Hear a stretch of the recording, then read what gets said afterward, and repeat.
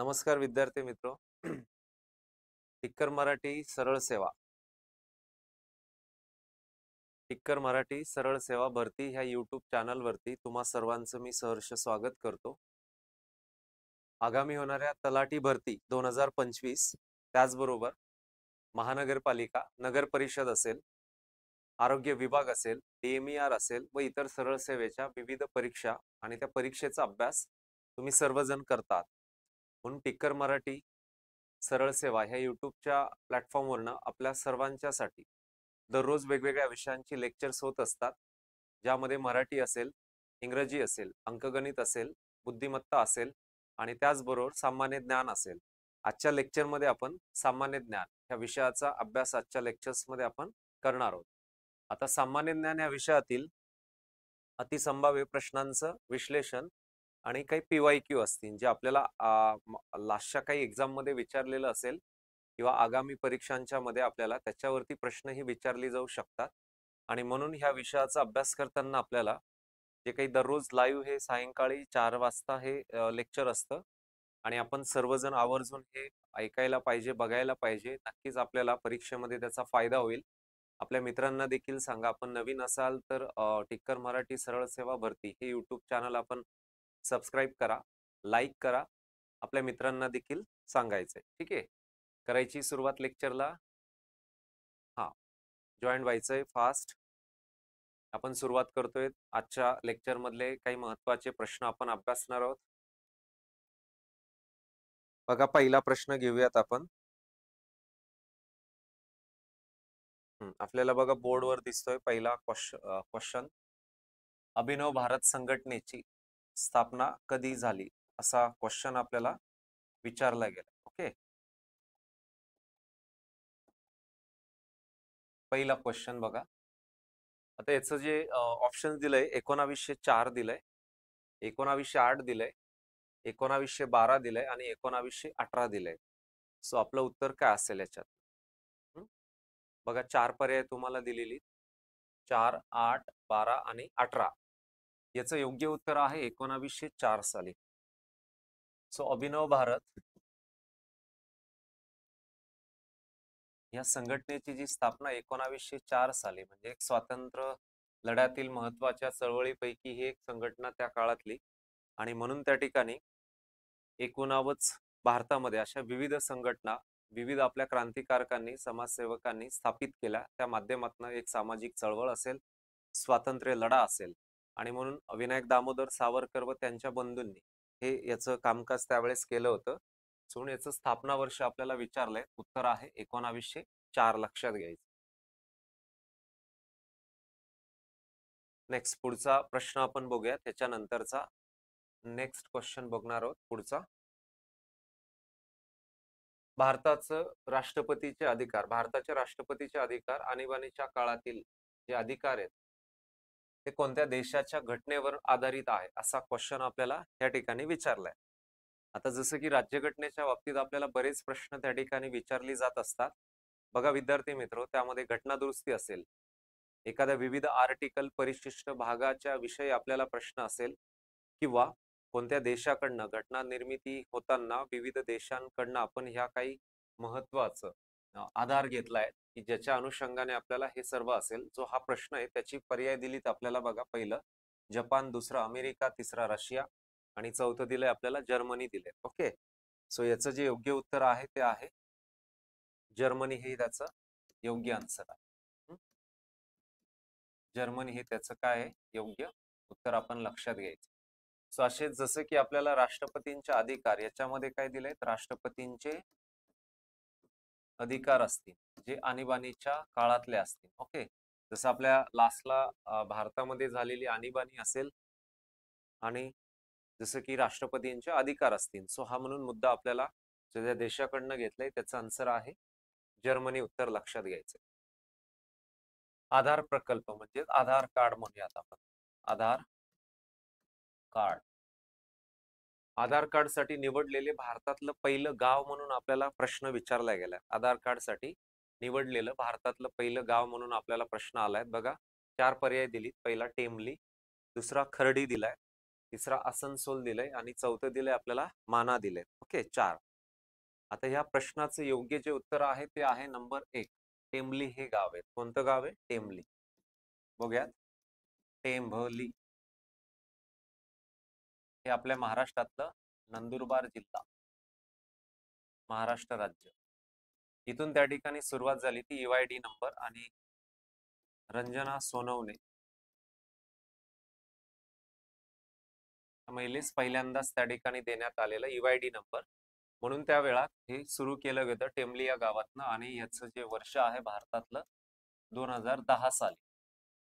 म्हणजे आज 15 वर्ष जर मागे गेलो आपण त्या वेळात आधार कार्डची सुरुवात आहे आणि आधार कार्ड हे आपल्याला सर्वदूर त्याचा एक बराच आपल्याला फायदा हा होत असतो की जिथे आपल्याला एखादं काही रजिस्ट्रेशन मुद्दा असेल किंवा काही ठिकाणी आपण रेल्वे रिझर्वेशन असेल किंवा बऱ्याच ठिकाणी वोटिंगच्या संदर्भात असेल, सर्वदूर आपल्याला एक ओळख म्हणून त्या ठिकाणी आधार कार्डचा वापर हा भारतभर केला जात असतो आणि त्याची सुरुवात ही 2010 साली करण्यात आली. सो उत्तर आहे टेंभली. कुठल्या राज्यात आहे? महाराष्ट्र आणि जिल्हा आहे नंदुरबार जिल्हा. ठीक आहे, हे लक्षात असू द्या.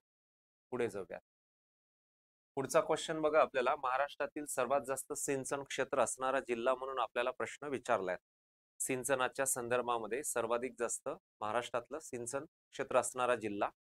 पहिला पर्याय दिलाय बघा सोलापूर दिलाय, दुसरा बघा अहिल्यानगर, तिसरं जळगाव दिलंय आणि चौथं दिलंय आपल्याला चंद्रपूर दिलंय. ओके, अशी 4 पर्याय आपल्याला दिलेली आहेत.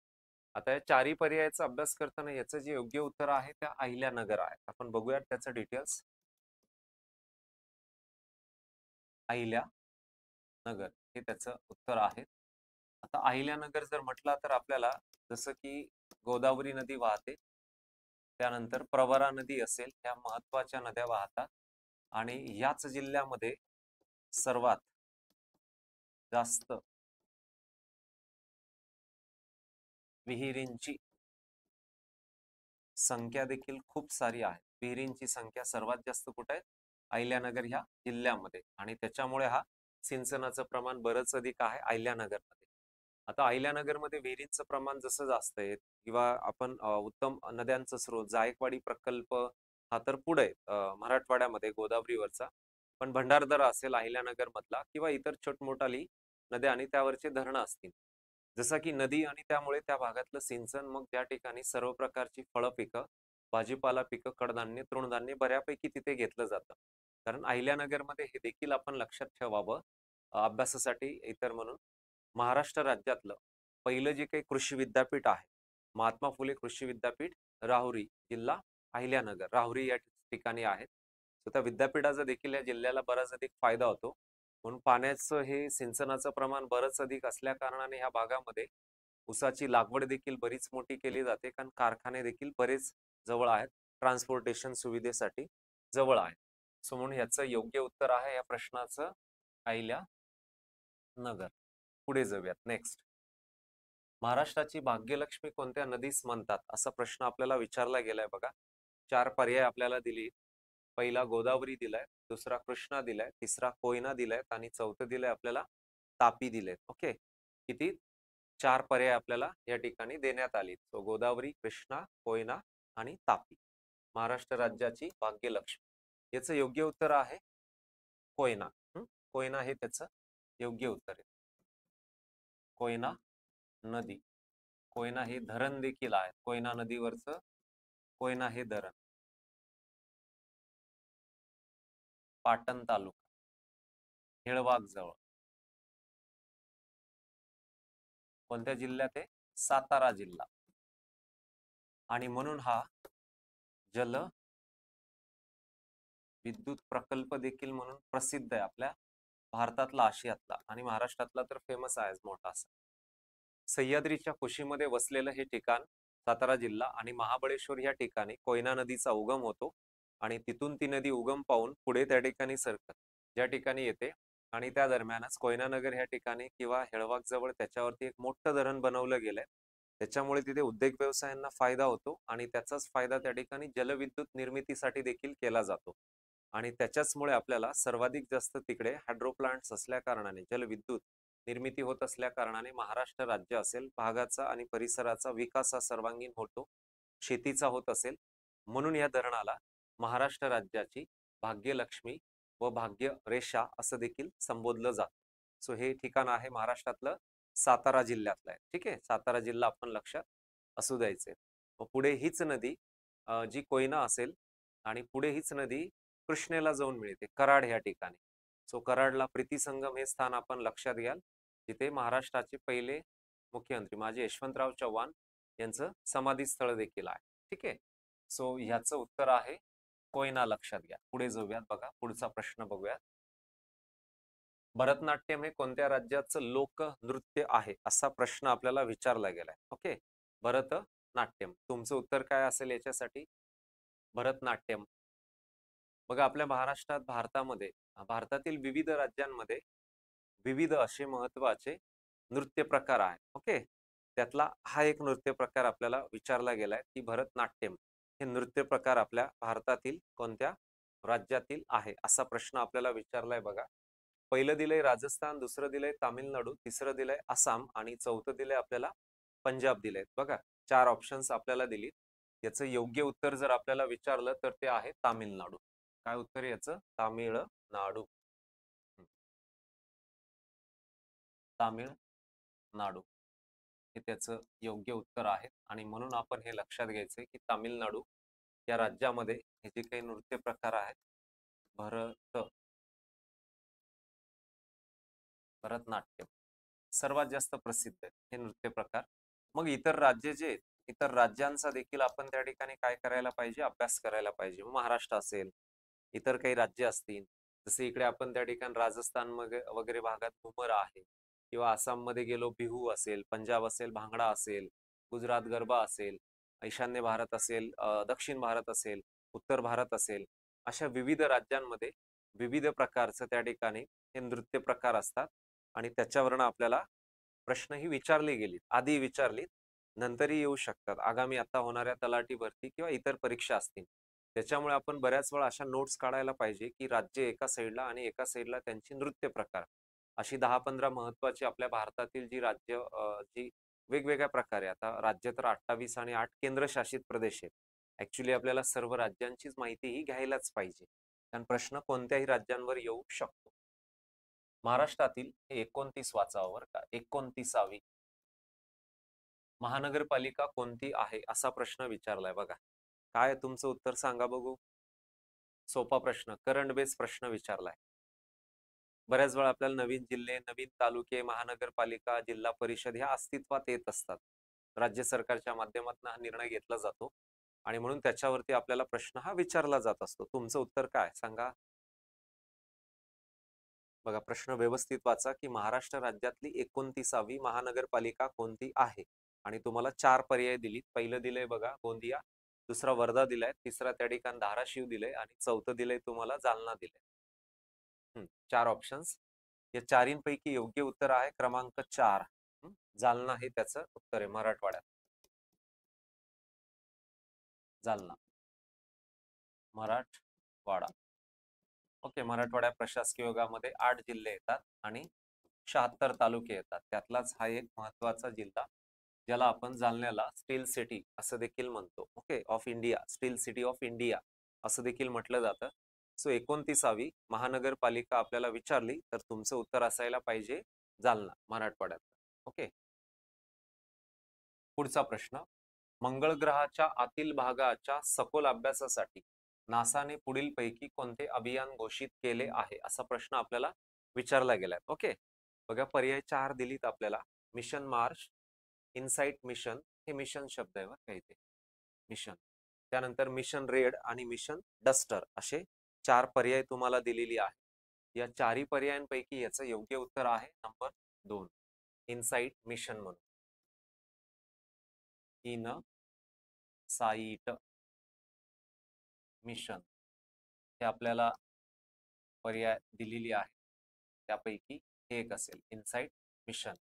सो हे अमेरिकेकडनं, अमेरिका आणि अमेरिकेच्याच एकूण जी संस्था आहेत नासा, नासाच्या वतीनं मंगळ मोहिमेचा, आपल्या सूर्यमालेमध्ये अनेक ग्रह आहेत, त्यापैकी मंगळ आणि मोहिमेचा अभ्यास या ठिकाणी नासाच्या माध्यमातून झालाय. इव्हन आपल्या भारताच्या बाबतीत भारतानं देखील हा त्यावेळेस अभ्यास केलेला मंगळ ग्रहाच्या संदर्भात असेल, मंगळयान मोहीम असेल, की इस्रोच्या माध्यमातून असेल. त्यानंतर इस्रोने अलीकडच्या काळामध्ये चंद्रयान-1, चंद्रयान-2 आणि चंद्रयान-3 आत्ता लास्टला 2023 आणि त्यामध्ये दक्षिण ध्रुवावर उतरणारा किंवा यान किंवा त्याचा अभ्यास करणारा भारत हा जगातला पहिल्या क्रमांकाचा देश आणि चंद्रावरती जाणारा भारत हा जगातला 4था देश असं देखील आपण लक्षात ठेवायचे. उत्तर आहे इनसाइड मिशन. ओके, या प्रश्नाचं क्लिअर. पुढे जाऊयात. बघा विद्यार्थी मित्रो, आपल्याला आगामी होणारी तलाठी भरती 2025 असेल. आता त्याच्या सोबत इतर देखील आपल्याला विविध परीक्षा ह्या होत असतात सरळ सेवेच्या. मग ह्या सर्व परीक्षांचा अभ्यास आपण सर्वजण करतात, ज्यासाठी टिक्कर मराठी सरळ सेवा भरती YouTube चॅनलवरनं दररोज लाईव्ह लेक्चर्स असतात. आगामी होणाऱ्या परीक्षांसाठी आपल्याला ह्या सर्व लेक्चरचा खूप अधिक फायदा होईल, ज्यासाठी आपण प्रत्येक विषयाची लेक्चर्स इथे घेतली जातात. बुद्धिमत्ता विषयाचं लेक्चर दुपारी 3 ते 4 ह्या वेळात असतं. सामान्य ज्ञान ह्या विषयाचं लेक्चर सायंकाळी 4 ते 5 ह्या वेळात लाईव्ह असतं. त्याचबरोबर असेल अंकगणिताचंही सायंकाळी लाईव्ह 6 ते 7च्या दरम्यान असतं. मराठी व्याकरणाचं सायंकाळी 7 ते 8च्या दरम्यान लाईव्ह लेक्चर असतं आणि इंग्रजी व्याकरणाचं रात्री 8 ते 9च्या दरम्यान लाईव्ह लेक्चर असतं. अशी सर्व लेक्चर आणि या सर्व विषयांचा सिलेबस आपल्याला विविध परीक्षांच्या मध्ये आहेत. म्हणून ही सर्व लेक्चर आपण बघण्यासाठी टिक्कर मराठी सरळ सेवा भरती YouTube चॅनलला आपण सबस्क्राईब करा, लाईक करा, आपल्या मित्रांना देखील सांगा आणि टेलिग्राम चॅनललाही व्हिजिट करा, जेणेकरून आगामी होणाऱ्या परीक्षेच्या संदर्भातली सर्व इन्फॉर्मेशन ही आपल्यापर्यंत पोहोचवली जाईल. पुढे जाऊयात. नेक्स्ट प्रश्न. पुढचा प्रश्न घेऊयात. मुख्य माहिती आयुक्तांची नियुक्ती करणाऱ्या समितीचे अध्यक्ष कोण असतात? आपल्याला बघा अध्यक्ष विचारलंय, की जे काही मुख्य आयुक्त असतात आणि ज्याद्वारे मुख्य माहिती आयुक्त विचारलंय बरं का. नियुक्ती करणाऱ्या समितीचे अध्यक्ष कोण असतात? पर्याय घेऊयात, बघूयात. पंतप्रधान पहिलं दिलंय, दुसरं राष्ट्रपती दिले, तिसरं बघा भारताचे मुख्य न्यायाधीश दिले, चौथं माहिती व प्रसारण मंत्री दिलेत. आपल्याला 4 पर्याय दिलेली आहेत. याच्यापैकी जर बघितलं, चारींपैकी जर आपण अभ्यास याचा बघितला, तर याचं जे उत्तर आहे ते आहे पंतप्रधान. नंबर 1 उत्तर आहे पंतप्रधान. ही त्यांची जी ती नियुक्ती करत असतात. म्हणजे माहिती आयुक्तांच्या नियुक्ती करणाऱ्या समितीचे अध्यक्ष म्हणून सर्वाधिक महत्वाचं काय तर त्यांचं एक काम म्हणजे त्याद्वारे पंतप्रधानांना अधिकार, अध्यक्ष हा जसं की अध्यक्षपद मिळालेलं असतं. याच्याद्वारे आपल्याला जसं माहितीचा अधिकार हे जे लागू झालंय भारतभर, विविध आपल्याला जी माहिती लागत असते ती आपण पत्रव्यवहार करून ती मागू शकतो. त्याला एक सीमित कालावधी असतो. फक्त जे काही महत्वाच्या डिफेन्स बेस असेल तर ती माहिती आपल्याला मिळू शकत नाही, इतर आपण त्या माध्यमातून मिळवू शकतो. सो हे एक लक्षात घ्यायचंय. पुढचा प्रश्न घेऊया. महात्मा फुले यांना प्रभावित करणारा विचारवंत कोण? असा प्रश्न आहे बघा. पर्याय घेऊयात. पहिलं थॉमस पेन, दुसरं व्हॉल्टेअर, तिसरं मेयो आणि चौथं यापैकी नाही. तुमचं उत्तर काय असेल? 4 पर्याय तुमच्या समोर दिलेली, तुमचं उत्तर काय असेल? 4 पर्याय दिलीत बघा. समाज सुधारक ह्या नात्याने आपल्याला बरेच प्रश्न विचारले जातात, त्यातला हा एक प्रश्न असेल. या प्रश्नाचं योग्य उत्तर आहे number 1 Thomas Paine. Thomas Paine. Okay. So Mahatma Phule यांना प्रभावित करणारा विचारवंत, त्यांचं नाव आपल्याला थॉमस पेन असेल. आता त्या काळामध्ये समाज सुधारणेसाठी अनेक महत्वाचे आपले थोर महापुरुष ज्यांनी लढा हा दिलाय, स्वातंत्र्य प्राप्तीसाठी असेल, सामाजिक चळवळ असेल, शैक्षणिक चळवळ असेल, पर्यावरणीय चळवळ असेल, अशा विविध माध्यमातून विविध लढा आपल्या थोर महापुरुषांनी समाज सुधारकांनी दिलाय.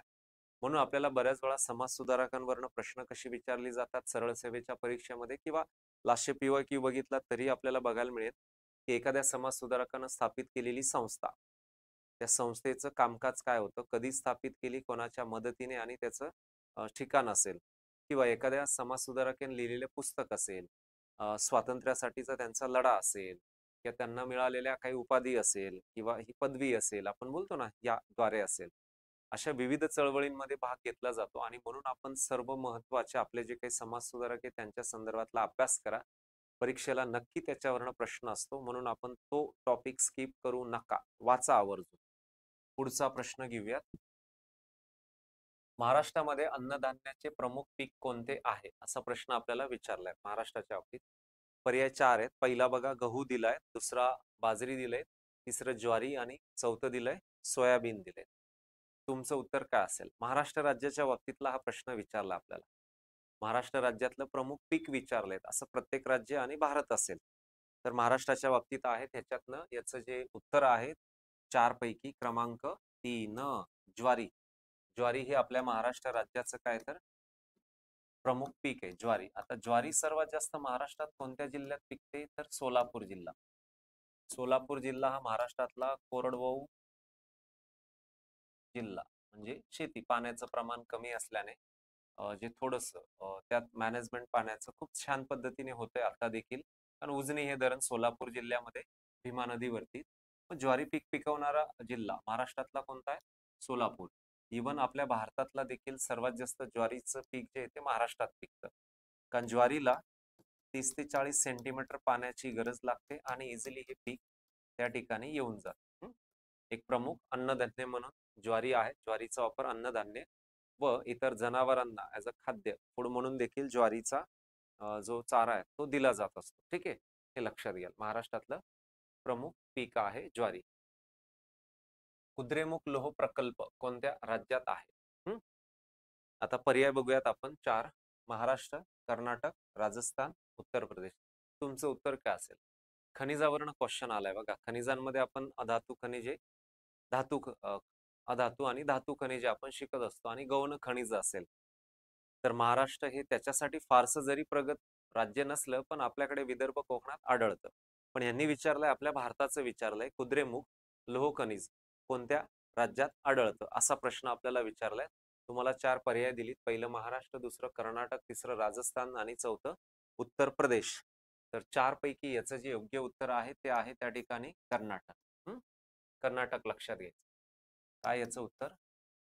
कर्नाटक राज्य हे त्याचं आपल्याला उत्तर लक्षात घेता येईल, की जिथे कुद्रेमुख लोह खनिजासाठी ते काय तर प्रसिद्ध आहे. आता लोह खनिजाचा जो वापर आहे, लोह खनिजाचे 4 प्रकार पडतात. आयर्न ओर लोह खनिज आपल्याकडे विदर्भ आणि कोकणामध्ये आढळतं. तर लोह खनिजाचं जे काही प्रमुख प्रकार आहेत त्याच्यापैकी आपल्याला हे लक्षात घ्यायचंय. मॅग्नेटाइट असेल, हेमेटाइट असेल, लिमोनेट असेल आणि सिडेराइट असेल, असे 4 त्याचे प्रमुख आहेत. तर लोह खनिजाचा वापर उच्च प्रतीचे पोलाद निर्मितीसाठी केला जातो. कशासाठी? उच्च प्रतीचं पोलाद निर्मितीसाठी केला जातो.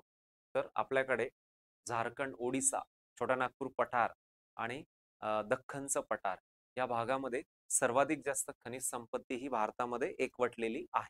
ठीक आहे, म्हणून लोकेशन ही आपल्याला बऱ्याच वेळा लक्षात घ्यायचंय. खनिज संपत्तीवरनं आपल्याला जिल्हा आणि तो खनिज जिथे आढळतो त्याच्यावरनं आपल्याला बरेच क्वेश्चन ही विचारली जातात. पुढे जाऊयात. कैलास सत्यार्थी कोणत्या आंदोलनाचे संस्थापक आहेत, असा क्वेश्चन आहे. पर्याय पहिला सर्व शिक्षा अभियान, दुसरा बेटी बचाव आंदोलन, तिसरं पर्यावरण, चौथं बचपन बचाव आंदोलन. तुमचं उत्तर काय सांगा? सोपा प्रश्न आहे, करंट बेस. भारतामध्ये बऱ्याचशा अशा चळवळी होतात आणि या चळवळीपैकीच आपल्याला असे काही क्वेश्चन्स विचारले जातात. त्यातलाच हा एक प्रश्न असेल. पर्याय 4 दिली. सांगा बघू याचं उत्तर काय? कैलास सत्यार्थी भारतीय व्यक्ती. 4 पैकी उत्तर आहे बचपन बचाव आंदोलनाशी ते संबंधित आहे.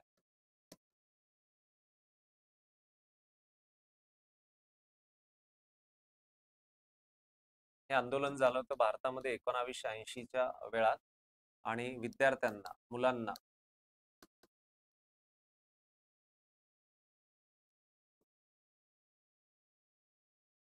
मुलांना शैक्षणिक गोष्ट मिळावी, शिक्षण चांगलं मिळावं आणि त्यांना एक फ्रीडम मिळावं, ह्या दृष्टिकोनातनं त्या ठिकाणी ही चळवळ उभी केली होती.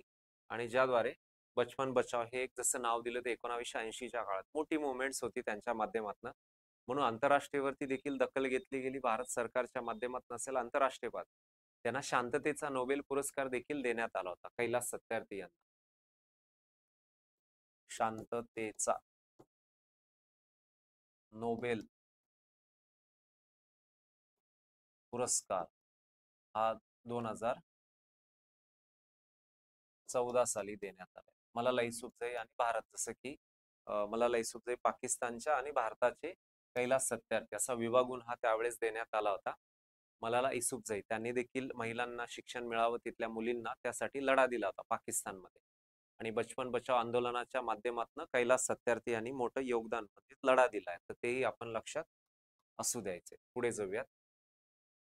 रक्तातील कोणता घटक वाढल्याने हृदयरोग होण्याची शक्यता वाढते? हृदयरोग होण्याची शक्यता वाढते रक्तात. पहिला पर्याय WBC, दुसरा कोलेस्ट्रॉल, तिसरं आम्ल आणि चौथं हिपॅरिन. तुमचं उत्तर काय असेल? 4 पर्याय दिलीत बघा आपल्या समोर. तुमचं उत्तर काय? आरोग्यशास्त्राशी संबंधित प्रश्न आहेत. असे बरेच प्रश्न आपल्याला विचारले जातात, त्यातलाच हा एक प्रश्न आहे. याचं योग्य उत्तर आहे त्या ठिकाणी 2 कोलेस्ट्रॉल. काय उत्तर याचं? कोलेस्ट्रॉल. कोलेस्ट्रॉल हे आपण लक्षात असू द्यायचं. कोलेस्ट्रॉल उत्तर याचं, कोलेस्ट्रॉल. ठीक आहे. सो म्हणून हे जर वाढलं तर आपल्याला त्या ठिकाणी हृदयरोग होण्याची ही शक्यता असते. सो आपल्या बॉडीचे असे जे काही नंबर ऑफ द ऑर्गन्स असतील, ज्याचा प्रत्येकाचा रोल काही ना काही आहे. सो हार्ट्स असेल, लिव्हर असेल, त्याचबरोबर ब्रेनचा रोल असेल, पॅनक्रियाज असेल. ओके, ही सर्व आपल्याला ह्युमन बॉडीच्या संदर्भातली जी परिपूर्ण माहिती, ऑर्गन्स अँड देन त्याचा रोल असेल, हे संपूर्ण बेसिक आपल्याला थोडंफार का होईना सरळ सेवेच्या माध्यमातून आपल्याला जे क्वेश्चन विचारले जातात, ते आपल्याला त्याचा अभ्यास हा माहीत पाहिजे. आणि इतर देखील ह्या संपूर्ण गोष्टी आपल्याला कळायलाच पाहिजे. तर प्रश्न त्यावरती विचारली जात असतात. पुढचा प्रश्न घेऊयात आपण. WHO ही संस्था कशाशी संबंधित आहे असा प्रश्न आपल्याला पहिला दिलाय बघा आरोग्य, दुसरं शिक्षण दिलंय, तिसरं आपल्याला पर्यावरण दिलेत आणि चौथं दिलंय आपल्याला पर्यटन दिलेत. असे 4 आपल्याला एकूण प्रश्न विचारले गेले. आता या चारही पर्यायांच्या पैकी आपल्याला WHO ज्याचं कशाशी संबंधित, तुमचं उत्तर काय सांगा बघू?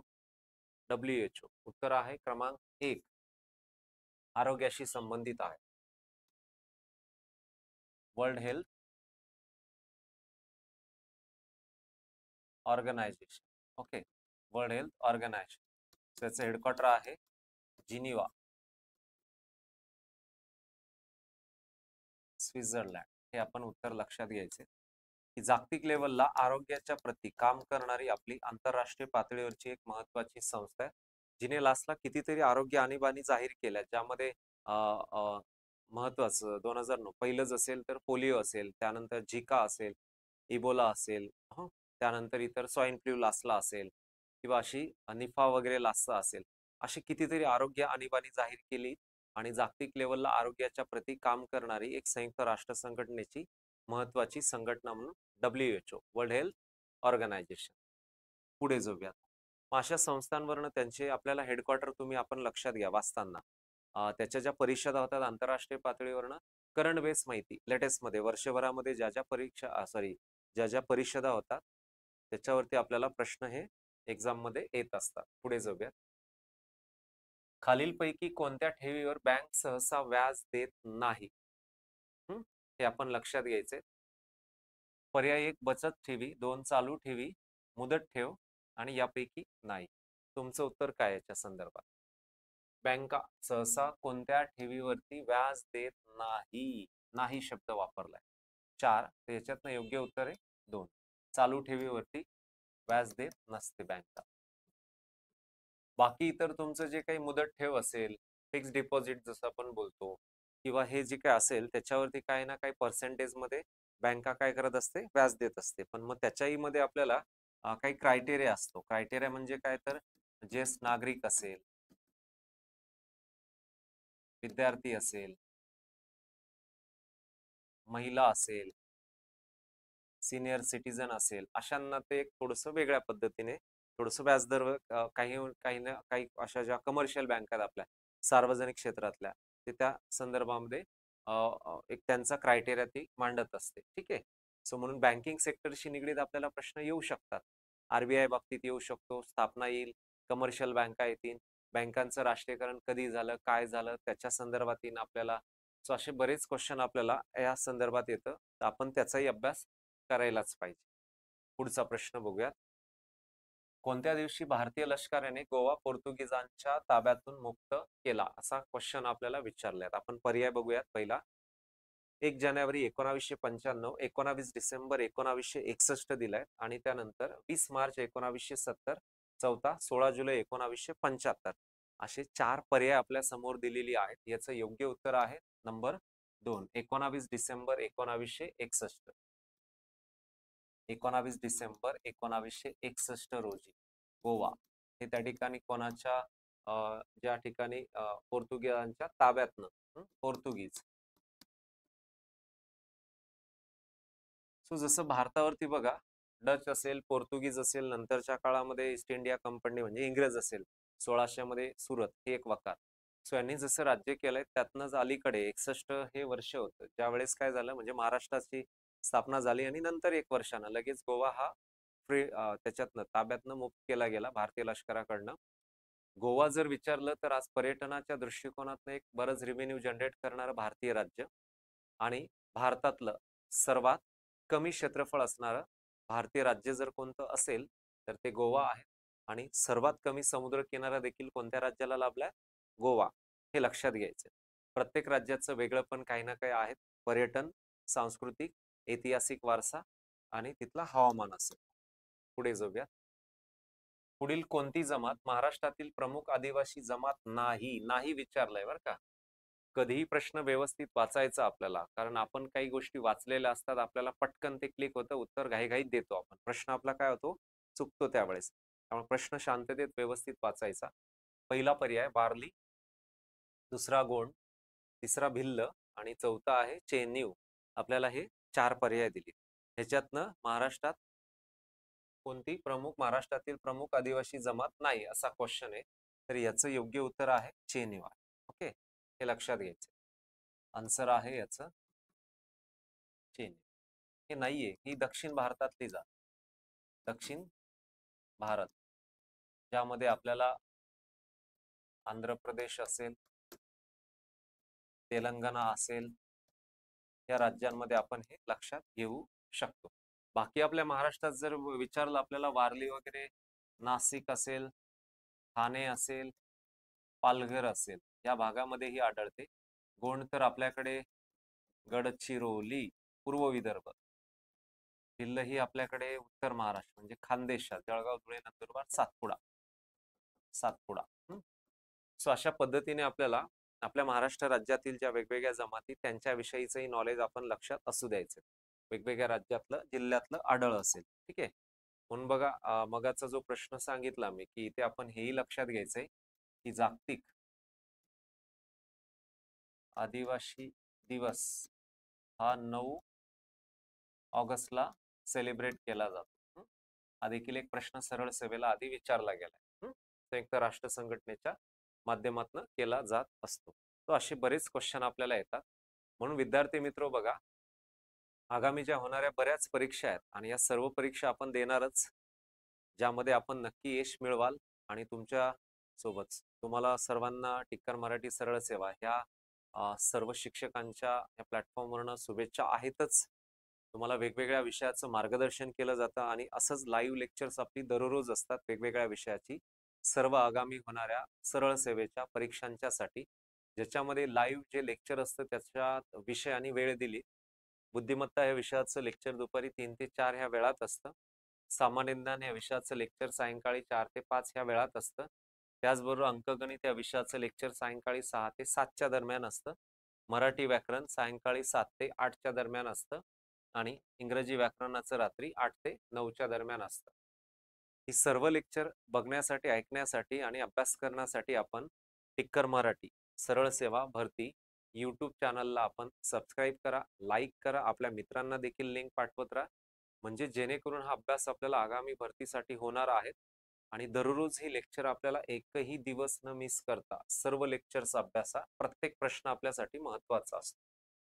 उम्मेद भवन हे भारतातील प्रमुख पर्यटन स्थळ कोणत्या राज्यात आहे, असा प्रश्न आपल्याला विचारला गेला आहे.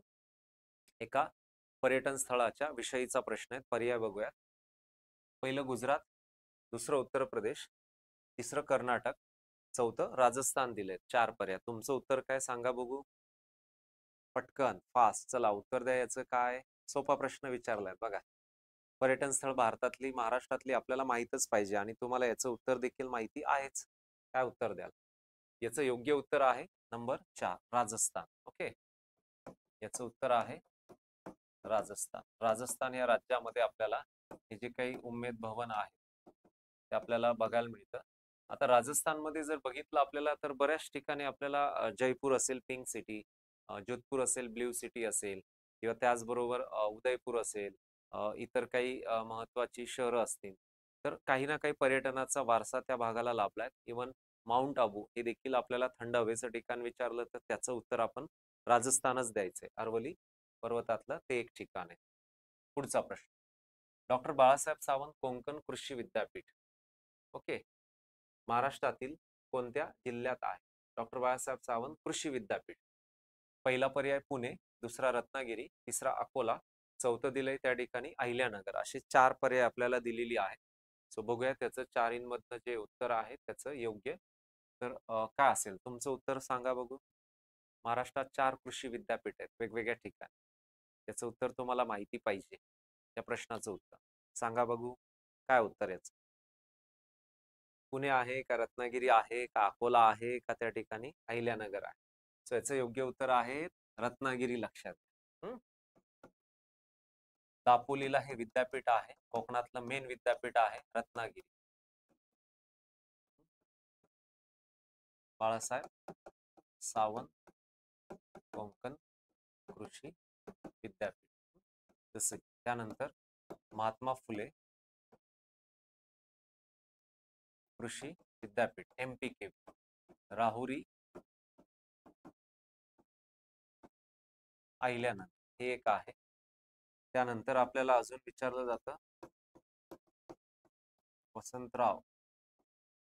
वसंतराव नाईक कृषी विद्यापीठ मराठवाड्यात परभणी. मराठवाड्यात परभणी.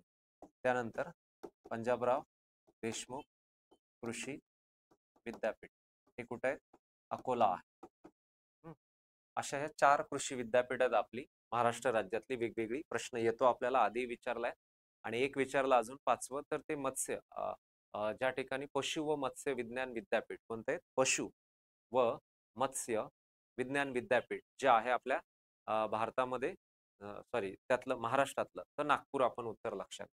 नागपूर. ठीक आहे. पुढे जाऊया.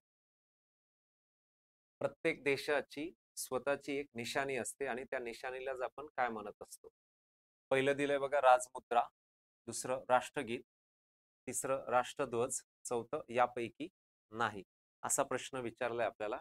4 पर्याय आपल्याला दिलेत बघा. राजमुद्रा, राष्ट्रगीत, राष्ट्रध्वज आणि यापैकी नाही.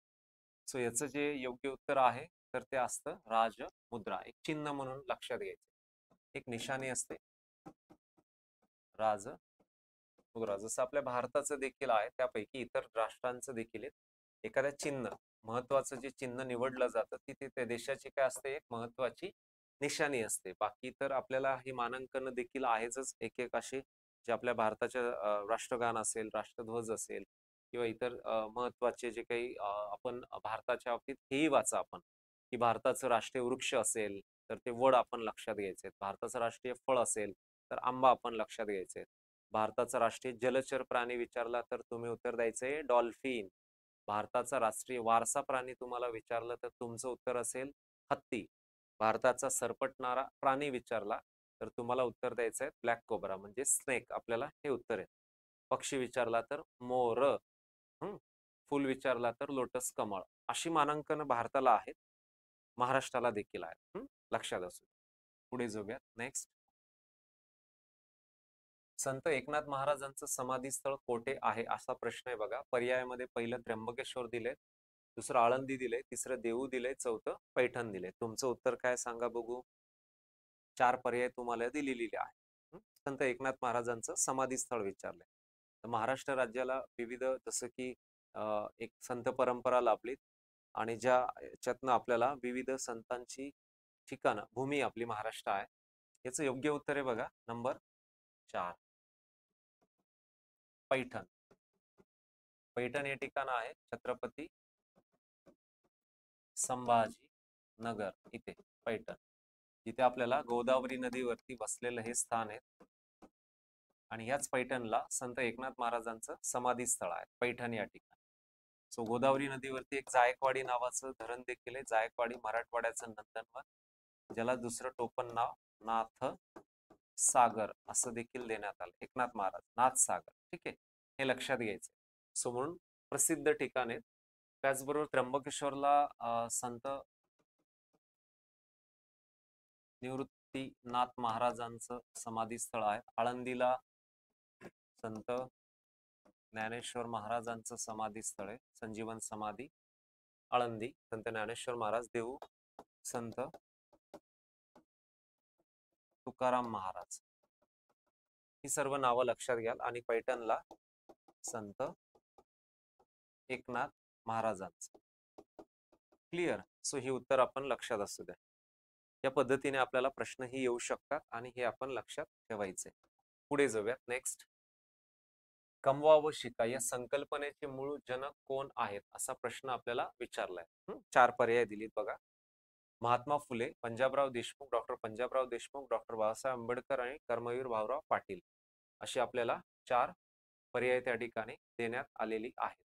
सो या प्रश्नाचं जे काही उत्तर आहे, आता बघा आपल्याला काय दिलंय त्या ठिकाणी, कमवा व शिका. आता त्या काळामध्ये हे सर्व आपल्याला मोठ्या प्रमाणामध्ये याचं जे काही भारताच्या बाबतीत हे जे काही अशा मूळ संकल्पना असायच्या की त्यावेळेस हे व्हायचं मोठ्या प्रमाणामध्ये, किंवा शैक्षणिक प्रगती आणि शिक्षणाच्या माध्यमातून की काहीतरी अचिव्हमेंट करणं हे त्या काळामध्ये होतं आणि हे चॅलेंजिंग असायचं. आणि ज्याद्वारे हे केलं गेलं ही एक संकल्पना. पर्याय 4 महात्मा फुले, डॉक्टर पंजाबराव देशमुख, डॉक्टर बाबासाहेब आंबेडकर आणि कर्मवीर भाऊराव पाटील. याचं उत्तर आहे क्रमांक 4. चौथं हे उत्तर आहे कर्मवीर भाऊराव पाटील, हे त्या ठिकाणी उत्तर आहेत. म्हणून आपल्याला प्रत्येक समाज सुधारक आणि त्यांनी जे काही चळवळी उभ्या केल्या त्याविषयीचे प्रश्न आपल्याला विचारली जात असतात. पुढे जाऊयात. नेक्स्ट, भारतीय राज्यघटनेचे मूलभूत कर्तव्यांचा समावेश खालीलपैकी कोणत्या घटना दुरुस्ती अन्वये करण्यात आला असा प्रश्न आहे. तुमचं उत्तर काय असेल सांगा बघू. पहिलं 41वी, दुसरी 42वी, तिसरी 44वी आणि चौथी आहे 50वी. असे 4 पर्याय दिली. तुमचं उत्तर सांगा बघू. याचं काय महत्वाची घटना दुरुस्ती झाली जी आहे 42वी घटना दुरुस्ती. 42वी घटना दुरुस्ती जी 1976च्या दरम्यान. याच्यामध्ये सर्वात महत्वाचं मूलभूत कर्तव्यांचा समावेश केला गेलाय. आणि हे गरजेचं आहे ना. प्रत्येक भारतीय राज्यघटनेने प्रत्येक व्यक्तीला त्या ठिकाणी त्यांची स्वतःची फंडामेंटल राईट्स असतील, की जे अधिकार असतील ती बहाल केली. आणि त्यानुसार आपण जसा भारत हा लोकशाही देश आणि जिथे आपल्याला प्रत्येक गोष्टीचा हा फ्रीडम जो भारतीय राज्यघटनेच्या माध्यमातून चांगल्या गोष्टीसाठी तर नक्कीच आहेत. सो ह्या संपूर्ण गोष्टी आपल्याला घटनेच्या माध्यमातून एक प्राप्त अधिकार ही जनतेला मिळालेली आहे. त्यावरनं हा प्रश्न आहे. पुढचा क्वेश्चन, भारताच्या उत्तरेकडील मैदानी प्रदेशांच्या निर्मितीमध्ये योगदान देणाऱ्या नद्यांचा योग्य गट ओळखायला लावलाय. भारताच्या उत्तरेकडील मैदानी प्रदेशांच्या बाबतीतला प्रश्न आपल्याला विचारला गेलाय. ठीक आहे, पर्याय बघूयात. पहिला ब्रह्मपुत्रा महानदी मांडवी असा पर्याय दिलाय पहिला. दुसरा यमुना ब्राह्मणी शरावती असा दुसरा पर्याय दिलाय. तिसरा गंगा यमुना आणि भीमा असा पर्याय दिलाय. आणि चौथा पर्याय आपल्याला सिंधू गंगा ब्रह्मपुत्रा असा देण्यात आलाय. तुमचं उत्तर काय असेल या 4 पर्यायांच्या पैकी? उत्तर भारताचा मैदानी प्रदेश विचारलाय आणि ह्या 4 पैकी याचं योग्य उत्तर आहे सिंधू गंगा ब्रह्मपुत्रा. आता बघा भारताच्या उत्तरेकडे हा हिमालय पर्वत आहे. असं हिमालय. आता ह्या हिमालयातनं अनेक नद्या उगम पावतात. जसं ही सिंधू नदी अशी जाते या साईडला सिंधू, ही गंगा असेल, गंगेची उपनदी ही यमुना असेल आणि ही या भागातनं अशी ब्रह्मपुत्र असेल. सो म्हणून बघा हे संपूर्ण उत्तर भारतीय मैदान आहे. यालाच उत्तर भारतीय मैदान आपण बोलतो. सो या मैदानाच्या दरम्यानच ह्या सर्व नद्या वाहून पुढे जातात आणि म्हणून हे उत्तर भारतीय जे मैदान आहे, सो इथं विचारलंय की भारताच्या उत्तरेकडील मैदानी प्रदेशांच्या निर्मितीमध्ये, आता हा संपूर्ण सिंधू, गंगा, ब्रह्मपुत्र या नद्यांचा जर क्रम बघितला तर हा जो भाग आहे संपूर्ण, इथे सुपीक मृदा आढळते आणि त्याच्यामुळे सर्वात कृषी समृद्ध असा असं हे ठिकाण आहे की जिथे ऊसाची शेती असेल, गहू असेल, भात असेल, इतर काही पिकं असेल, ज्यूट वगैरे, तर ही सर्वाधिक जास्त त्या भागामध्ये पिकवली जातात. सर्वाधिक जास्त लोकसंख्या उत्तर भारतीय मैदानामध्ये वास्तव्यास आहेत. म्हणून सर्वात समृद्ध असा हा गट किंवा ह्या नद्यांचा भाग ओळखला जातो. उत्तर आहे सिंधू, गंगा, ब्रह्मपुत्रा. सो म्हणून बघा विद्यार्थी मित्रो, अशा आपल्याला आगामी होणाऱ्या सर्व परीक्षांच्या साठी सर्व विषयांचा अभ्यास तुम्हाला करायचा आहे, महत्वाचा, आणि ज्यात आपल्याला एक एक मार्क्स मिळवण्यासाठी ही मदत असेल आणि ज्यात आपण एक एक मार्क्स मिळवण्यासाठी लढायचं आहे, ज्यामध्ये आपल्याला तुम्हाला अभ्यासासाठी एक मदत व्हावी या दृष्टिकोनातनं बघा, आगामी होणाऱ्या तलाठी भरती परीक्षा असेल, मुद्रांक टीईटी नगर परिषद असेल, MIDC ची असेल, त्यासोबत आपल्याला इतर ज्या परीक्षा होणार आहेत की ज्यामध्ये महानगरपालिका असेल, इतर सर्व सरळ सेवेच्या परीक्षांसाठी दररोज लाईव्ह लेक्चर्स असतात, ज्यात बुद्धिमत्ता या विषयाचं दुपारी 3 ते 4 या वेळामध्ये लेक्चर असतं. सामान्य ज्ञान सायंकाळी 4 ते 5, अंकगणिताचं सायंकाळी 6 ते 7, मराठी व्याकरण सायंकाळी 7 ते 8 आणि इंग्रजी व्याकरणाचं रात्री 8 ते 9च्या दरम्यान ही लेक्चर्स असतात. ही सर्व लेक्चर्स आपण अटेंड करा, नक्कीच आपल्याला परीक्षेला फायदा होईल. म्हणून सर्व लेक्चरसाठी टिक्कर मराठी सरळ सेवा भरती यूट्यूब चॅनल आपण सबस्क्राईब करा, लाईक करा, आपल्या मित्रांना देखील सांगायचंय. त्याचबरोबर आपल्याला टिक्कर मराठी हे एक ॲप डाउनलोड करायचंय की ज्याच्याद्वारे आपल्याला फ्री लेक्चर्स मिळवण्यासाठी, त्याचसोबत free course, free PDF test असेल, previous year question paper test series असेल आणि पेड कोर्स मिळवण्यासाठी, ज्या आगामी आता भरतीसाठी आपल्याला ह्या सर्व गोष्टींची गरज लागणार आहे आणि ज्यासाठी आपण हे ॲप डाउनलोड करायचंय, टिक्कर मराठी ॲप. त्याचसोबत आपण टेलिग्राम चॅनल हे देखील एक चॅनलला व्हिजिट करा आणि त्याद्वारे आपल्याला आगामी होणाऱ्या ज्या काही नवीन नवीन ज्या जाहिराती असेल याची माहिती आपल्याला टेलिग्रामच्या माध्यमातून आपल्यापर्यंत पोहोचवली जाईल. आणि त्याचसोबत ज्या आगामी होणाऱ्या सरळ सेवा भरती 2025 सर्व अशा ज्यासाठी नवनवीन व्हिडिओज प्रत्येक विषयाचा असेल, जे आपण मगाशी विषय डिस्कस केले, आता त्याच्यातले सर्व प्रश्न असतील, अतिसंभाव्य असतील, अजून नवीन नवीन अशा ज्या काही गोष्टी या प्लॅटफॉर्मवरनं तुमच्यासाठी आम्ही घेऊन येणार आहोत. म्हणून आपण नवनवीन व्हिडिओ पाहण्यासाठी टिक्कर मराठी या चॅनलला आपण सबस्क्राईब करा, लाईक करा, शेअर करा आपल्या मित्रांना आणि आपण देखील दररोज ही लेक्चर ऐकत चला. सो म्हणून छान अभ्यास करा, तुम्हाला पोस्ट मिळवायची आणि तुम्हा सर्वांना आमच्या सर्व टीमच्या वतीने खूप साऱ्या शुभेच्छा. थांबूयात, भेटूयात आपण नेक्स्ट लेक्चरला. धन्यवाद.